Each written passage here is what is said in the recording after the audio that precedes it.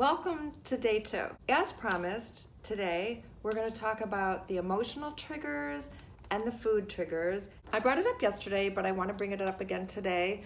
The notion of safe. Separate always food and emotion. The way that I would define an emotional trigger is something that happens that sets you up to react.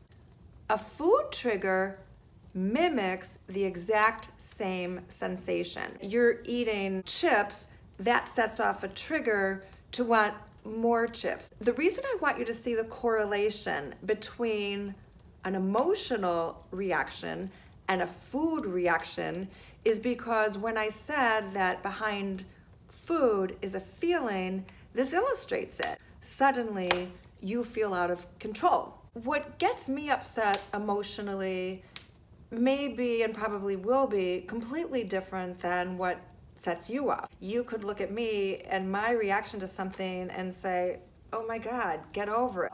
I could look at you and say, why would that bother you? Now let's talk about a food trigger. We're worried that we're facing another night of not being able to control our food. In order to understand why you're having these food triggers after 5 p.m., you have to look at what's happening emotionally. For somebody who's alone, it may be very difficult to face the empty hours of nighttime. Hence, lots of eating at night. For people who are with other people at night and there's activity, all the discomforts that we may have may come out in overeating. I basically have to learn to be my best company when I'm very tired of myself. And for those of us who have to be with ourselves all the time, imagine having to be around other people all the time. And the thing is, if we're alone, we're still going to be alone when we're done eating. If we're with other people we're a little bit tired of, they're still going to be there after we stuff our faces. Which do you want? The problem or the problem with weight gain? I vote problem without weight gain. Going to bed, not feeling full. That's my vote. I've come up with 2 rules for us. 1, we don't eat when we're together, ever. Because I want this to be a safe place for you. 2nd rule, we don't eat after we leave each other. You know, it's like a transition. Food becomes that little pause. The whole thing about coffee break, what about a trashy magazine break? Go tweeze your eyebrows break. Breaks don't have to be associated with food, nor do transitions. Put it this way, when you're driving in the car, you don't stop to put gas in the tank if you've already got gas in the tank. So when we're going from one place to another inside our home, why do we need to stop to refuel when we've already got food in our belly? I'm not saying that the tank has to be empty in order for us to go and get more food, but it should be a quarter of the way full, not 3/4 of the way full. So no more pit stops. The other thing I promised we would talk about, sugar. And again, I'm going to ask you the questions about sugar, and you're going to come up with your own strategy based on exactly where you are today. I used to be the person that if I had sugar at all, I couldn't stop.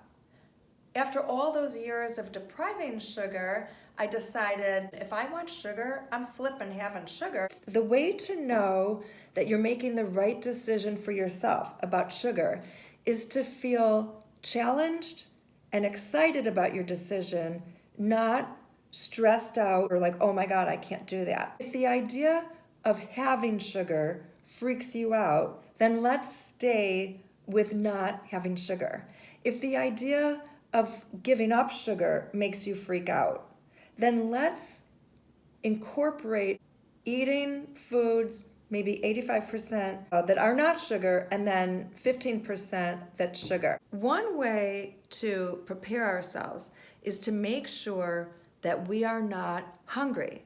So that's why I'm insisting that you have a really good breakfast, a really good lunch, an afternoon snack, a dinner, and a snack after. You're not ever approaching a meal starving. Again, safe looks calm, structured, responsible, acting in accordance with what is true for you. And don't forget about your food mommy. She is constantly reminding you to be careful, avoid dangerous situations, be responsible to yourself, to do your chores, to do a little bit better every day.